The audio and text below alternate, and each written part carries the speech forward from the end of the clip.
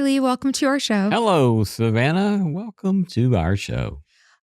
Lee Camp, I have suggested that you should do a huge celebration party for the paperback release of your book, Scandalous Witness. Well, let's just do that just like right now. Let's just make this the party. This will be the 3-minute party or less. Well, here's my party is that I loved the book, Scandalous Witness, and I think that it deserves something bigger than a studio could ever hold. Perhaps. Well, thank you. At a restaurant. Yeah. Or a theater. Yeah. I doubt we'll do that, but okay. Thank you. How are you feeling about the release? How is it going so far? I feel good. I'll be interested to hear from folks about it who didn't read it the first go around in hardback. And yes, I hope that it finds a lot. I hope, as I often say to other people, if they ask me to blurb a book or so forth, I'll say, I hope this finds all the readers that need it. Oh, I love and that. I hope that will be true of this book. Yeah. Well, it made me read your other book, Who is My Enemy? You had given me these books. I said I read them. I guess I only read 2 of the ones you gave me, or maybe even 1, because I'm just finished Who is My Enemy this week. And Lee, it's so good. And this is my takeaway. When I read Scandalous Witness, that feels like you now. Uh-huh. Like as I'm reading it, I hear you now as you currently are. Reading Who is My Enemy, definitely still you, but also a different version of you that I've never met. Yeah. And probably all 3 of my books are different versions of me. And they were kind of scattered, I don't know, 7-8 years between the first 2 and maybe 10, 12 years between the number 2 and number 3. But yeah. When was Mere Discipleship? Was that the first, second, or third? That was the first one that came out in 2003 in first edition, and second edition was maybe 2008.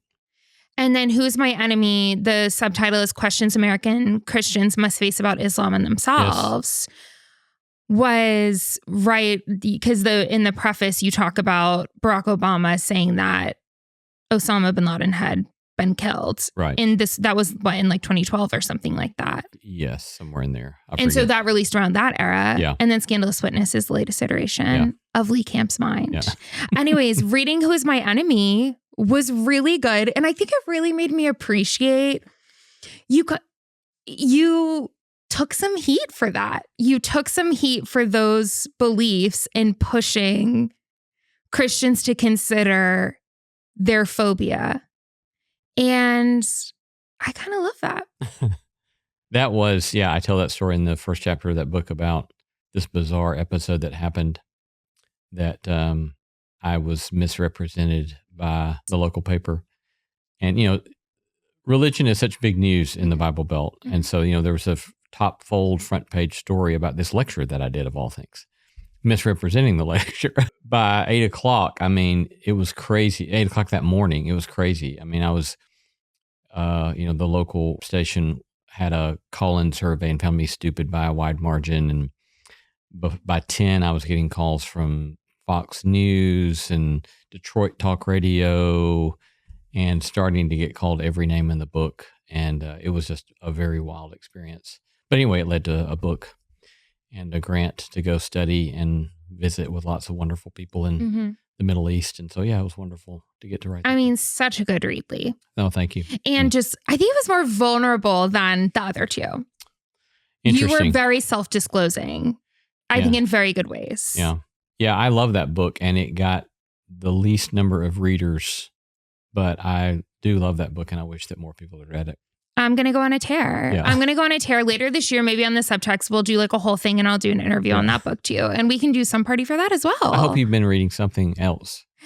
No, fun. I finished that book this week. Oh yeah, I did. I read this book called Missing Me by a gal named Ayana, Lage is her last name. I don't know how to pronounce it, but it's her memoir about postpartum psychosis. Huh. I had never heard of that. I didn't know anything about postpartum psychosis. So is that like a very severe form of postpartum depression? Psychosis I think is different than depression because psychosis, you lose touch with reality. Okay. And so she actually had to get admitted to a psych ward. And throughout her 14 days, I think in the psych ward, she made a lot of journal entries about what was going on during the psychosis, where she basically believed that she had become God's next prophet and that her newborn child was the next Jesus. And so it was very interesting because she's really smart and really normal. And she totally lost her mind after she had birth to this baby. And there was nothing she could have done about it. And so it was really, really interesting. And I think at the end, she gives a really great challenge to be more compassionate towards people experiencing going out of their minds. Yeah. Which I thought was really interesting. That's very fascinating. So I did read that as well. Yeah, fascinating. Have you read anything interesting lately? I'm right in the middle of reading the proof version of Annie Jacobson's new book called Biological Warfare. Oh my gosh, you're on such a dark kick with her. Well, I'm interviewing her on Wednesday for No Small Endeavor. Oh my gosh. And so I'm trying to hurry and get through this. This book will be coming out in July. And so, yeah, it's dark, but I'm really eager to have this conversation. And I'm so curious what her personality is like. Yeah, me too. Because you don't do that research beforehand generally, right? Don't you just let them? I avoid listening to other people interview our guests because I want it to be a surprise and I want to see where the conversation goes, just the two of us rather than playing some other script. And so. Well, I'm very interested to hear it. Yeah, me too. Well, on that note, let's start the show.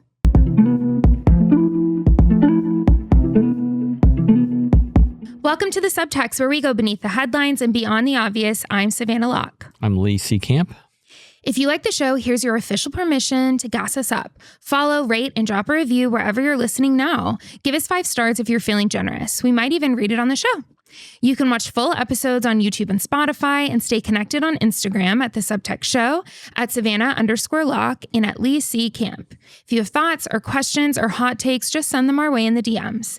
And just as a reminder, for Scandalous Witness being released through paperback, you can go on Erdman's website, which is the publisher's website. It's linked in the show notes. And you can use the code WITNESS40 to get 40% off. And that is a special gift from Lee Camp to you, to your heart. And that's all. Anything else to sell your book, Lee? I don't think so. Okay, great. Then let's get started. Lee, today we are talking about something that may be a little dramatic, even though I don't want it to be. A little dramatic. Imagine us talking about something a little dramatic. Yes. Well, because my thoughts are not fully formed. So what I'm wanting from this episode, not that it's about me, but this is what I'm asking. I need you to get in the ring with me and help me understand what I think about this. Okay. Okay. Okay. So that is your assignment today. Okay. So Nate Bargatze is a comedian. A Nashvilleian, or at least in Middle Tennessean. Yes. From Old Hickory or Mount Juliet or something? I think he's from Mount Juliet. Yes. Juliet. Exactly. He went to the UFC Freedom 250 fight and it became a very big deal. So a lot of people commented on his social media saying, what were you thinking? And they were very disappointed by this, etc. So after that happened, I had kind of been processing through how interesting it is that Nate Bargatze, who is a clean comedian and a Christian and is fairly vocal about both of those parts of his identity, went to this Freedom 250 fight. And it got me thinking about the framework that allows for that choice to happen. Okay. So I write a piece about this on my Substack, which you commented on, by the way. Yes. Oh my gosh. And 4 of my former professors commented on it. And I was like, I've hit the jackpot. I'm thrilled. It was nicely done. Thank you. So I write this piece on my Substack, basically saying, in the very beginning at the title, I say, this is not about Nate Bargatze, because it's not. It's not about canceling him or judging him for his choice. What it's about is saying, okay, how would someone who, for example, doesn't cuss, like draws the line at cussing, why would that person also be okay going to an event with misogynists, people who said a lot of racist things, and sexual abusers? What framework allows for both of those things to happen and for you to also call yourself clean? And I wrote a piece about this. And here is some feedback I got. In general, the feedback was great, blah, blah, blah. But why would I talk about that? I want to talk about the feedback I got from a friend of mine who lives in the Middle East. And she has been in the Middle East for 7 years. She said, how do you wrestle with going places you don't agree with others intentionally to build bridges? How do you have friends from across political aisles, religions, point of views, even to the point of appearing like you're one of them? In my context, I live in a Muslim nation and often engage in activities that if I did in America, people might be genuinely concerned about my, quote, stance. For example, she said, deep loving relationships with Palestinians. And so we had a great conversation back and forth, and it was not antagonistic at all. But in my mind, I was thinking, okay, these are two categorically different things for me. The Nate Bargatze UFC conversation is much different than loving a Palestinian neighbor conversation. And that's what I want to wrestle out today. And that's all that I can give you at the moment. Well, why, you'll have to say more about why you think those are two different categories. I mean, I presume I know how you're gonna answer that, but let's just make that explicit. I actually don't know if I could clearly articulate it, but as I've been processing last week, for me, there's a power element where there is no benefit to showing solidarity with people in Gaza, for example. Like, there is no power benefit, monetary benefit. You are showing solidarity with people who are suffering versus there is a benefit that can come from showing solidarity with the powerful. And so I think there's a difference there in my mind in terms of power dynamics. Another thing is that the moral or the ethical dilemma doesn't feel the same, where like people who are poor in Gaza haven't done anything ethically or morally untoward. Do you know what I'm saying? Yeah. Mm-hmm. And so I think that's also a difference. It's not like showing solidarity necessarily with like sexual abusers or something. Yeah. Right. So that's the difference in my mind. But this is why I'm literally asking you. Yeah. Like, this isn't worked out. I mean, doesn't all of that have a whole lot to do with one's motivations and intention? And those are not always obvious. Right. I mean, one could, for example, want the social approval of certain progressives in the U.S., and in that case, identifying with those in oppression in Gaza would win some points. Virtue signaling points. Virtue signaling kinds of points. Yeah, that's true. And so definitely there are maybe things in that regard, which of course, I know that we've talked about Musa al-Gharbi's book, We've Never Been Woke Before, but you know, what he insists is that, and even though he's kind of progressive himself, or maybe a lot progressive himself, he is pretty hard on progressives because he says that from his perspective, too often things get voiced in a way that they get to continue to enjoy the fruits of having a particular stance that doesn't provide any material good or material change for the people who are oppressed. And so, you know, so that also would kind of fall into that kind of category. Well, are you, and that goes back to motivation and intention. Are you doing this to win something? Or are you doing this to try to help people, or to be present to people in their suffering, or to be practicing solidarity, all of which are very wonderful and beautiful things to be doing. So I think you have to keep asking questions about motivation, first of all. At least that would be very high on the list, to be asking questions about motivation. Why is Nate Bargatze there? I don't know why he's there. At all. Yeah. And I actually presume good intent on his part. Like, my guess is that there probably was some sort of good intention in his mind, which is why in my piece in Here Now, I have no interest in judging him as a person. I'm really curious about the framework that allows for these things to exist at the same time. That in my mind feels like a contradiction of allows for, I am a clean comedian who does not say, and I will not say it because we will not make Sophie bleep it out, but say certain cuss words. But I have not drawn a line at rubbing shoulders with people who have been ethically and morally offensive. Pernicious. Yes, pernicious. I mean, yeah, those are two different things. And that's one of the things you did so nicely in that article, is that you talk about the sort of moral selectivity that is often at play, right? And in so much of American Christian culture, there's certain things that are taboo, and other things that, even though they get talked about a whole lot more in the Bible and are more grievous as far as their implications for real life human beings are kind of winked at or overlooked, while you're not allowed to say certain 4-letter words. Right. And there are lots of examples of people who have seen that and have called that kind of thing out. But even after it has been called out for decades and decades, it continues to have a very real power that we have certain moralisms that we hold and hang over people while we look the other way at very troubling realities. Yeah. And so I think that feels different to me than, first of all, guilt by association, because there's also an element where I don't want to perpetuate guilt by association because I actually don't agree with that. Yeah, I was raised in a context in our church settings that guilt by association was huge. And, and if you were affiliating with the wrong people, even within our denomination, then that would get you canceled, Mm-hmm. And so I have a very high level of impatience with that as well. And at the same time, it always is going to come back to prudence, right? It always comes back to prudence. Because it has to.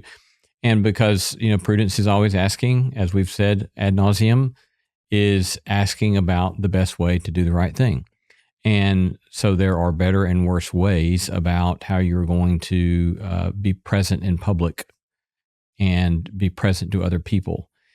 That being said, if you look at the story of Jesus, I mean, he stomps on people's social expectations repeatedly, Mm-hmm. right?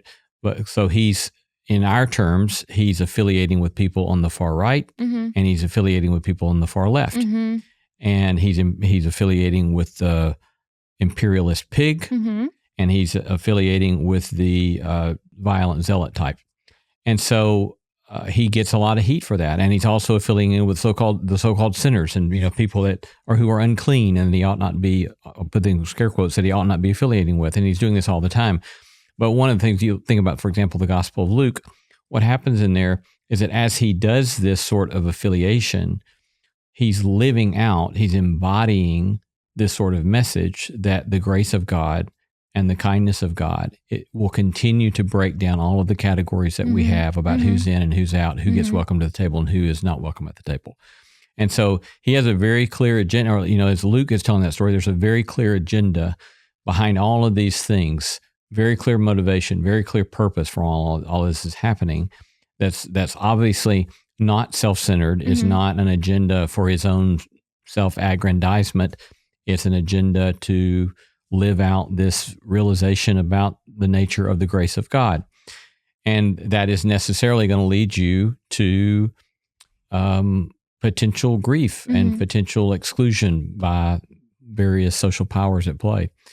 Another kind of interesting case I was thinking about, have we talked about Will Campbell any? Brother Will was a wonderful human being. He was one of the few white preachers that was very prominently involved in the American Civil Rights Movement. But Will Campbell actually also lived in Mount Juliet. Nice. And he was, you can find a picture if you Google it of him standing on the balcony of the Lorraine Motel the night Dr. King was assassinated.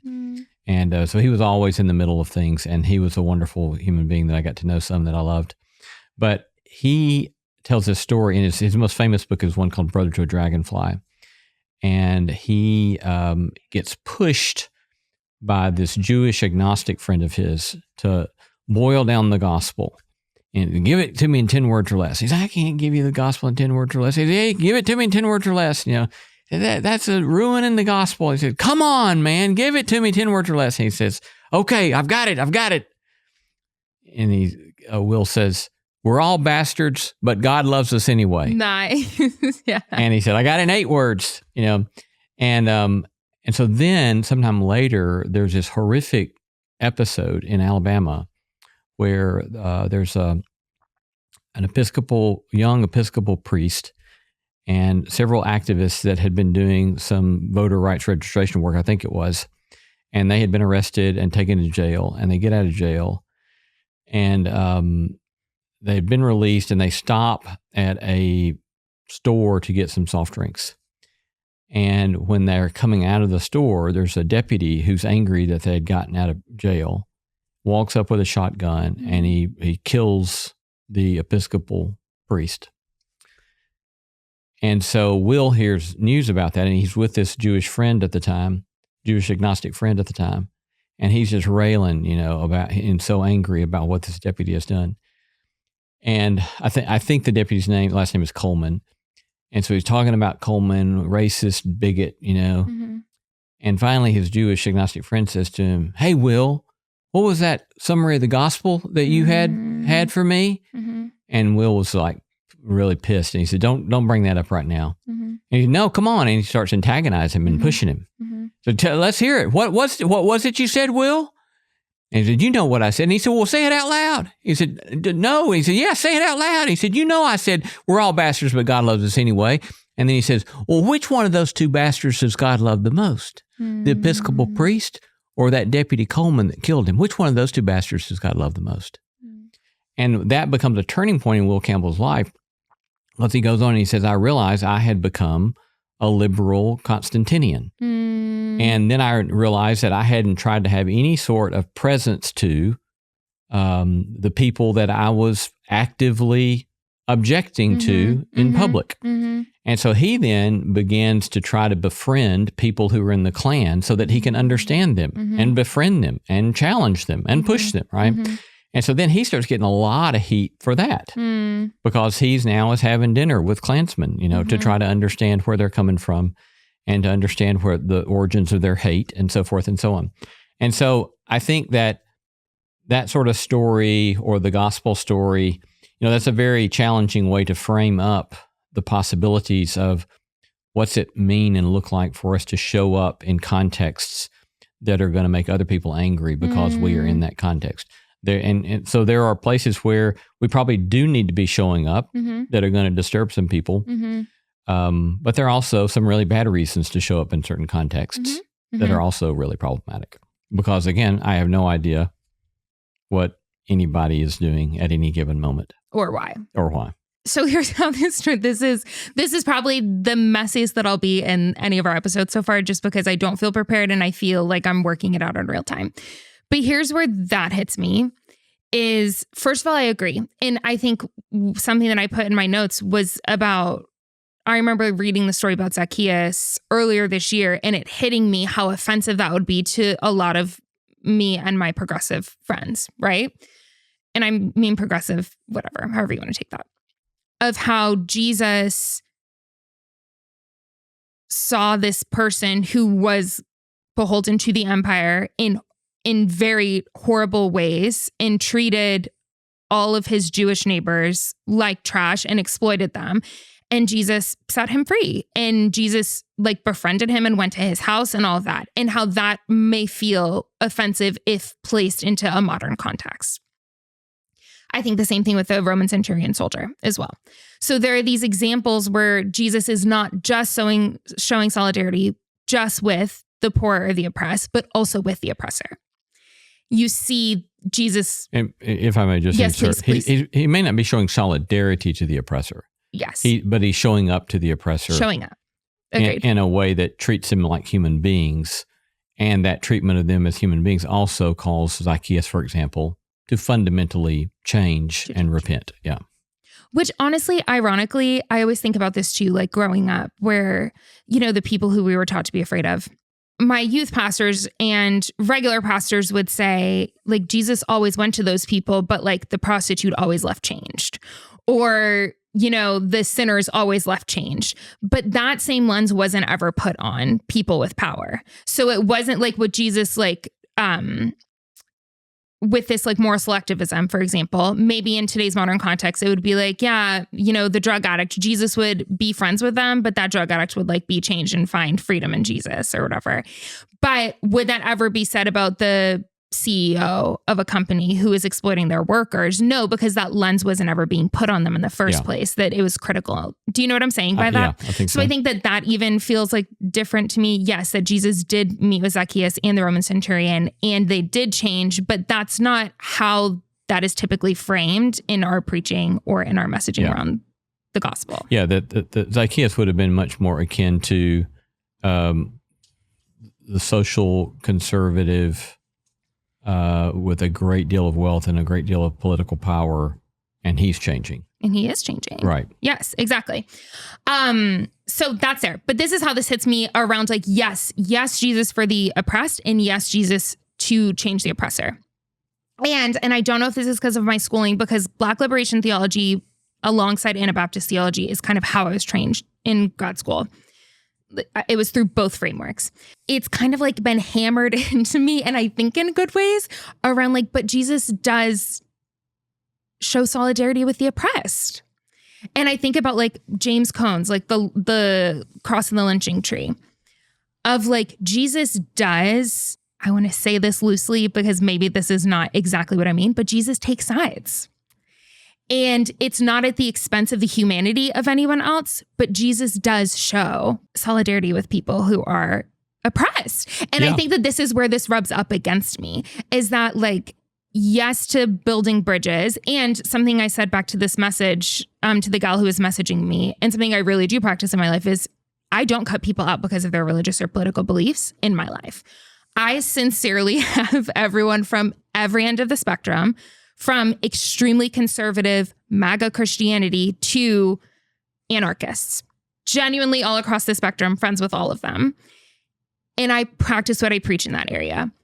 I think that there may be a difference for me between individual relationships and public solidarity. So that may be one gap that I have. And then the second one I think that I might have is that at the end of the day, I think I'm always going to lean on the side of not cozying up to empirical powers. And tell me how all that hits you. On your first one, the difference between private friendship and public alignment. That for sure needs to be carefully weighed and carefully considered. It's still, I mean, you still do have Jesus doing stuff in public, right? And so I wouldn't want to rule out that just because it's public, it's therefore never legit. But yes, I think that that's a distinction worth paying a lot of attention to. And one ought not be naive about, especially in our day and age with social media and so forth, of the power of political performative acts of whatever stripe, right? Because they do communicate something. And if you want to act as if they don't, well, then you're just being naive and you're not being very prudent. The second one was... Well, talk to me about the Jesus taking sides. Yeah. I know that is liberation theology coming through in me. Well, I mean, clearly Jesus takes sides, but then of course we have to ask, well, what does that mean? Right? I mean, read the, woe unto you rich. I mean, read the Gospel of Luke. You're going to see it most clearly in the Gospel of Luke where he takes sides, and he's on the side of the poor and he's on the side of the oppressed. And it's there over and over and over and over again. There's no question about that, right?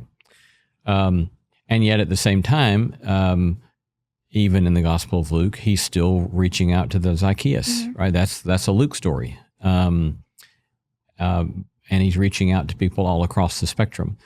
And, that reminds me of this remarkable guest that we had years ago, a woman named Loretta Ross, who's been a professor. And she's done a lot of remarkable activist work, and she's a Black theologian.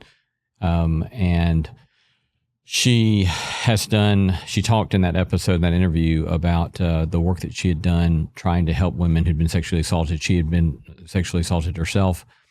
And she is doing this work, and at some point they began to get outreach from men who were in prison who had committed sexual assault, serious sexual assault stuff. And they're like, why in the world are they reaching out to us? And what do we have to do with this, right? And she talked about going to see C.T. Vivian. I don't know if you know his name, but he was one of the great leaders of the rest of the American Civil Rights Movement. He said to her, when you ask people to give up hate, you have to be there for them when they do. And so they then began the work of working with men who were convicted of sexual assault, herself being a survivor of sexual assault. because she thought this is what I'm called to do.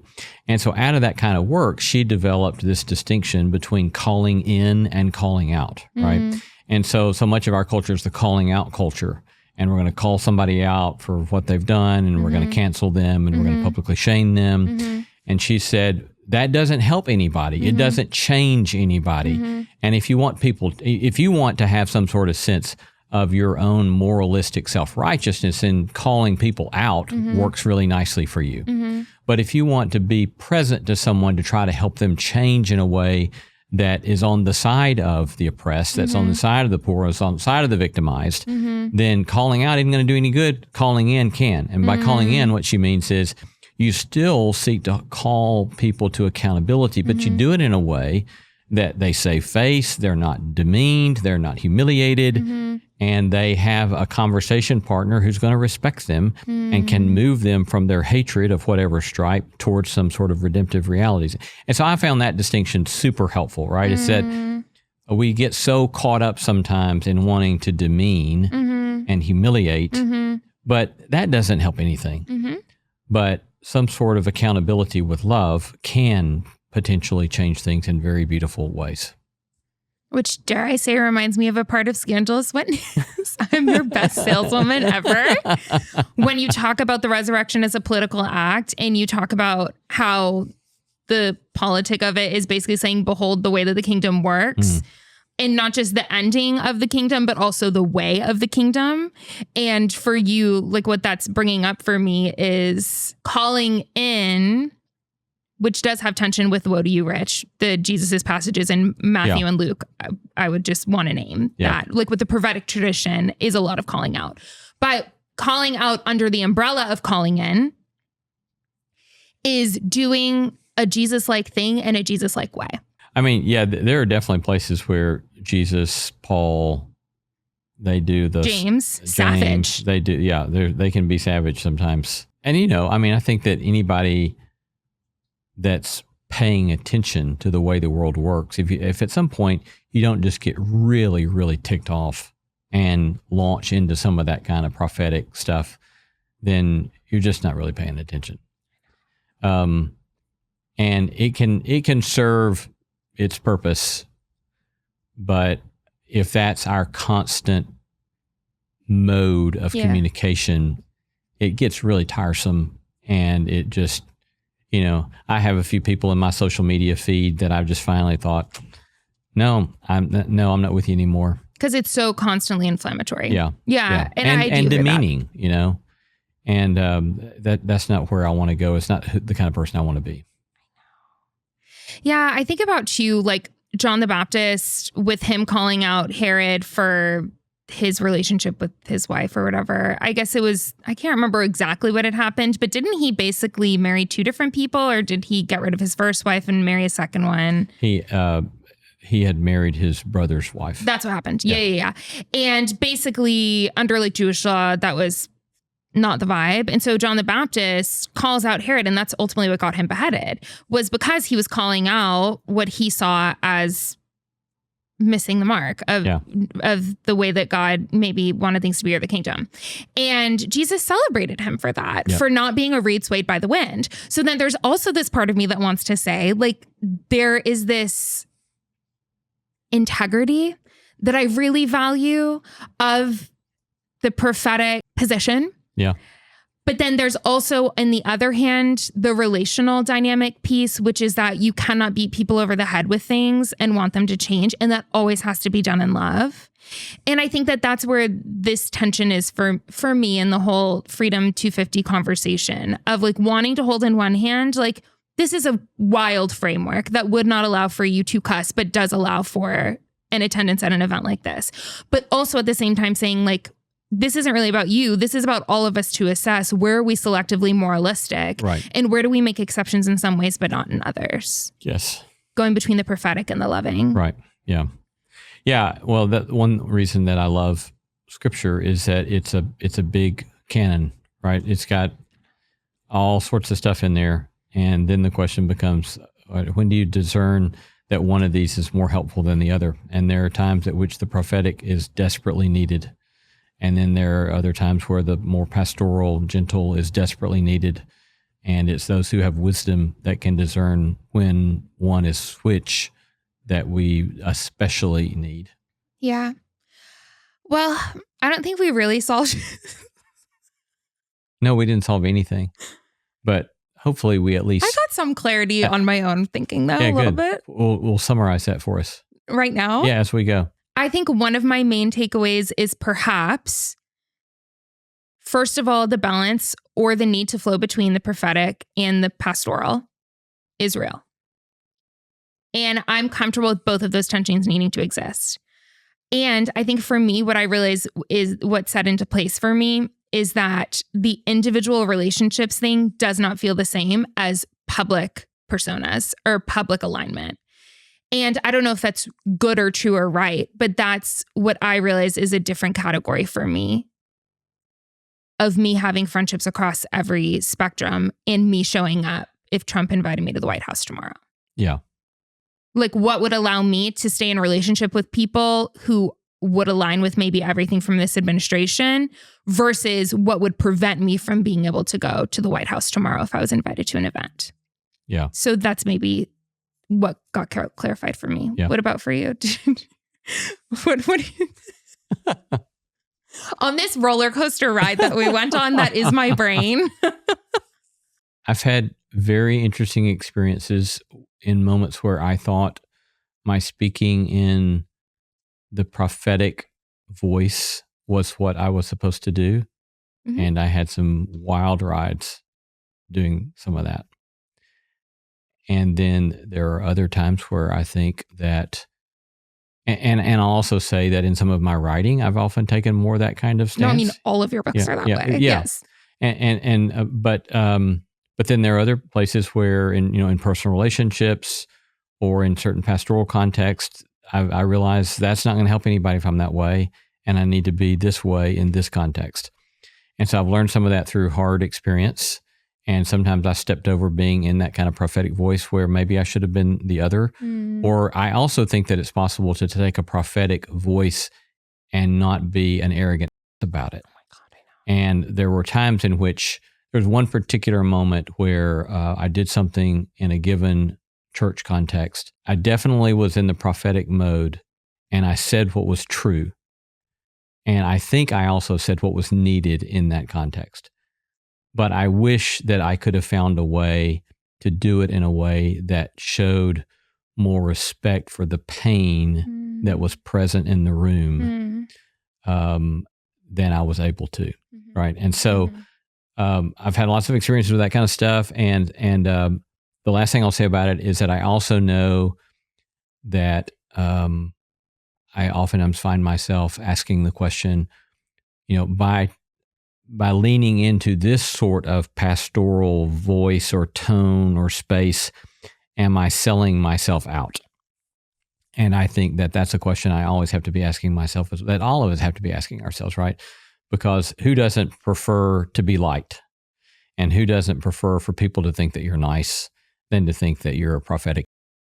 And so I think that's another huge piece of this, is the ongoing willingness to do the introspective work, to ask, am I being courageous? Am I being a coward? Am I being reckless? Lee, amazing. That's a really great takeaway. And I really want to hear that story from the church, but another time. Thanks for the episode.